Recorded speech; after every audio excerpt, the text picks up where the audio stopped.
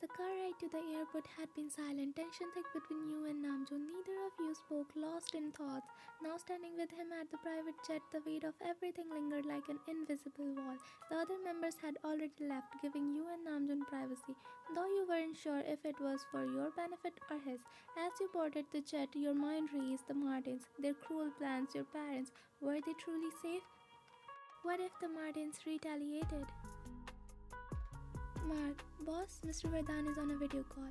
Mark's voice cut through your thoughts. Namjoon's eyes briefly met yours, his expression unreadable before he gave Mark a nod. Namjoon, set it up. Mark placed the laptop on the table as you and Namjoon sat down. The screen flickered, revealing your parents' worried faces. Mark, it's ready. Mr. Vardhan, Vayan, Guriya, are you okay? Vayan, Papa, Mama, are you all okay? Did the Martins do anything? Did they? You worried faltered as your chest tightened, a single tear slipping down your cheek. Mrs. Vardhan softly, we are fine, Guriya, don't cry. Mr. Vardhan's soft gaze hardened again the moment his eyes shifted to Namjoon. Mr. Vardhan coolly, and you, do you think you can take my daughter away without consequences? Namjoon calmly, honestly, sir, I was surprised too. It means you already knew. Mr. Vardhan, from the moment you landed in Paris with your team, what did you think? That you could barge into the Vardhan's house, take my daughter, and I would let you? Namjoon spoke silently with his calm tone. I was prepared for resistance, sir, but it was surprisingly easy. If you knew, why did you try to stop us? Mrs. Vardhan, interrupting, her tone cutting, because Jamai Raja, you are lucky my daughter loves you. If she didn't, you wouldn't have walked out of my house breathing casually. Namjoon's smirk faltered silently. Vayan gave her mother a wide-eyed look. When? Mama? Mrs. Vardhan ignoring her glaring at Namjoon. I don't care how powerful you are. When it comes to my family, I'll destroy anyone who hurts them. Anyone. Namjoon tilted his head, nodding acknowledgement. Noted, Mama. But then why you fix her marriage with that Martinson? You must have known their reputation. Mr. Vardhan sighing, we are not saints, Namjoon. We fight for power, take risks, and play dangerous games, but we don't harm innocence or betray trust. The Martins do. I discovered their plans just a day before the wedding. My options were limited, start a war or beat them at their own game. He glanced at you, his gaze softening. If only you would told me earlier that you loved him, I wouldn't have let this mess happen. Vayan whispering, Papa, I'm sorry. Now you whispered guilt heavy in your voice. I thought you really hated him. I didn't know it was all fake. Your father's lips twitched as if he wanted to smile but couldn't. Mr. Vardhan gruffy, hate him? I do now. He's taking my daughter away. That makes him my biggest enemy. Namjoon straightens, his tone steady. I understand, sir. I had expected nothing less, but I promise I'll protect her with my life. He is my priority now. Mr. Vardhan's glare doesn't waver, but there's a slight softening in his tone. Mr. Vardhan, you would better keep that promise, Namjoon, because if anything happens to my daughter... He trailed off, the unspoken threat clear, the threat hung in the air. Namjoon gave a faint smile. Namjoon, understood, sir, but trust me, your daughter is in capable hands. Your mother leaned forward, her sharp eyes narrowing. He teased with threat to your mom.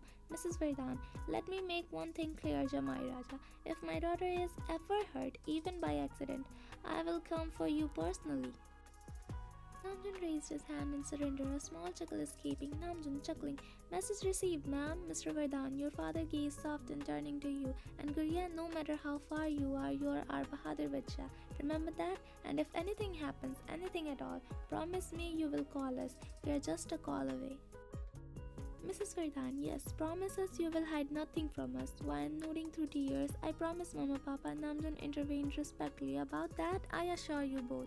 Now, Vayan's safety is my responsibility. I'll protect her with my life. Mr. Vardhan clears his throat, breaking the movement. Mr. Vardhan, we'll see about that. Words mean nothing to me. You'll need to prove it, Namjoon. Namjoon nodded, his voice steady. I will, sir. You have my words. Mr. Vardhan studies him for a moment before nodding. The call ends. Silence filled the chat until Namjoon leans back in his chair, glancing at Vayan with a begrudging smirk. Vayan, and for God's sake, Namjoon, stop smirking like that. It's irritating. Namjoon blinks, caught off guard before biting back. Namjoon, duly noted. Mrs. Kim, your parents are intense. Vayan lets out a watery laugh. Vayan, welcome to the family, Jamai Raja. Namjoon chuckles, a deep, genuine laugh that softens the tension between you two. Namjoon, smirking, leaning back. So you love me, huh? You feel your cheeks heat up and you roll your eyes dramatically, trying to brush it off. Wan, huffing, don't act so smug, it's not that big a deal. Namjoon suddenly leans forward, placing a hand over his heart, faking heartbreak. Namjoon dramatically upset. Well, I agree to my father-in-law. If you had confessed to me, then today, on our first night, I could have happily found my name tattooed on your hands. That ritual, I like that one, by the way. You blink surprised before narrowing your eyes at him. Wan, amused. Wait, how do you even know about that? Who told you? And will you please stop blushing like you are in love with me too? You pause, smirking. Huh, I bet you are just taking revenge for that day. Namjoon chuckles, his deep voice rumbling soft as he leans back, looking utterly amused. Namjoon, revenge? Maybe, or maybe I do love you more than you know. He winks, his tone dropping to something softer yet playful. And as your culture, let's just say, thanks to the internet, it made things a lot easier to figure out how to be the husband you deserve. You raise an eyebrow, genuinely impressed. One, oh, that's impressive. So let's put your skills to the test. Find your name. You extended your open palms towards him, smirking as you watch him wide amused eyes start to your hands, intrigued. Namjoon, really? Well, I knew it. Namjoon carefully takes your hands, gently tracing his fingers over the intricate design of your mehndi. Namjoon focused, smirking as he searches. This might take a while. Did you hide it on purpose, or do you just like watching me struggle? You giggle softly, watching him squint in concentration, and Namjoon can't help but smile at the sound. When maybe both consider it a challenge. A husband in training should pass with flying colors, right? Namjoon laughs, the thumb brushing over a small swirl on your hand. Namjoon, challenge accepted, Mrs. Kim.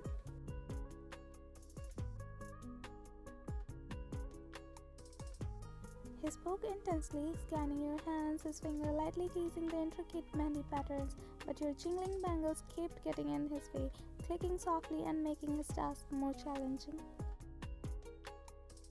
Namjoon sighing playfully, these bangles of yours are a bit distracting. Maybe you should take them off for a moment. The moment those words left his mouth, you instinctively pulled your hands back, almost panicking. Wan hurriedly, no you can't. Namjoon's eyes widened slightly, taken back by your accent. He leaned back, observing your flustered face with a mixture of surprise and curiosity. Namjoon softly, hey, it's okay. Did I said something wrong? I didn't mean to upset you. He took a deep breath, realizing your reaction might have startled him, and quickly tried to explain. Wan gently looking down. I'm sorry, it's just these bangles aren't just accessories, they are important. They symbolizes me as a newly bride, my identity, my culture, my bond with you. Taking them off even for a moment would feel wrong. Namjoon's tense expression softened immediately. He smiled, a warm and relaxed look spreading across his face as he reached for your hands again. Namjoon calmly, I see, I heard that Indian women are very serious towards their jewelries, but didn't know how much they mean to you. Thank you for telling me. You smiled at his understanding, and feeling a little shy, you finally pointed to the tiny swirl near your wrist where you had hidden his name. Wan teasing, there, that's where I hide your name. Took you long enough to find it.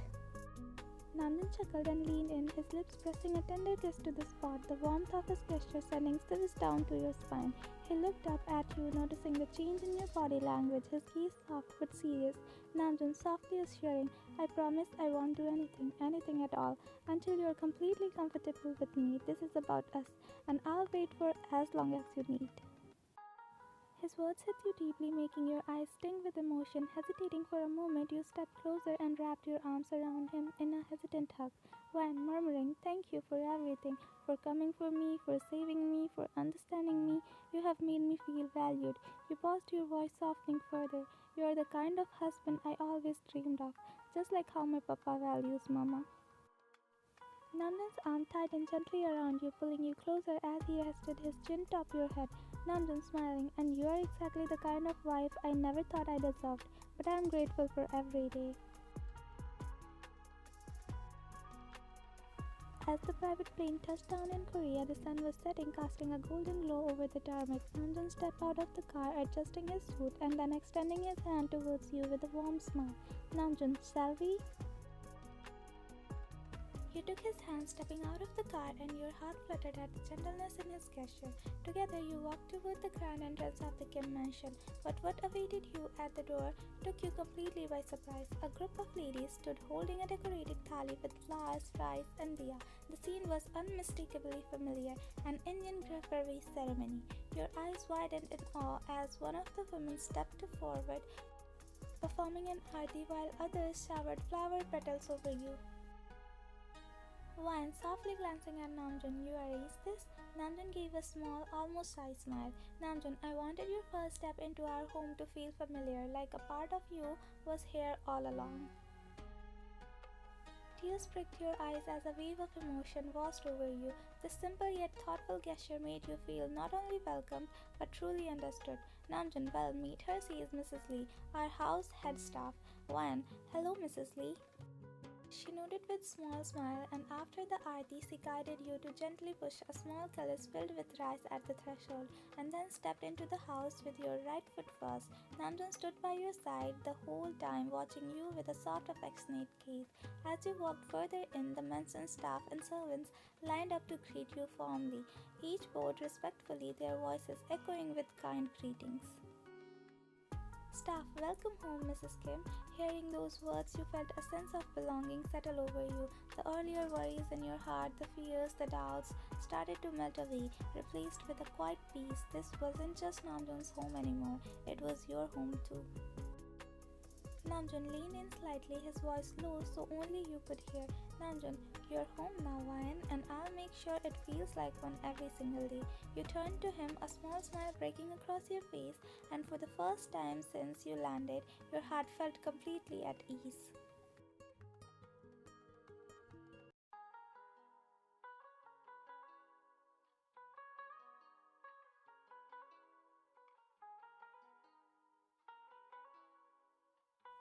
As you stepped into the grand yet cozy room, Namjoon gestured toward the closet.